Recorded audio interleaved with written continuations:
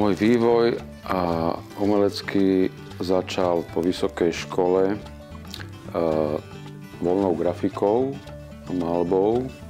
Zúčastňoval som sa rôznych výstav, súťaží, dostal som nejaké ocenenia, aj zahraničné, a potom vlastne sa to rozbehlo v zahraničí. Mohli sme cestovať do zahraničia, tak som sa venoval aj nejakým workshopom, sympóziám, a v dnešnej dobe som stále na voľnej nohe a robím tiež sem tam nejaké workshopy a tiež sa už zúčastňujem u nás na Slovensku sympózií.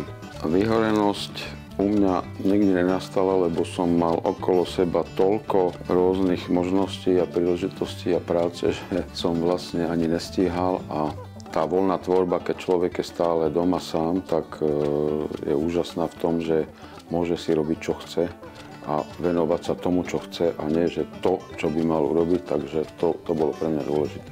Mňa nakopne obyčajný deň, keď nemusím nič iné riešiť, len byť v ateliéri a prísť tomu čistému plátnu alebo k tomu litografickému kameňu a začať si kresliť, malovať. Proste pre mňa to nie je strach začať niečo, ale proste výzva, aby som začal niečo tvoriť.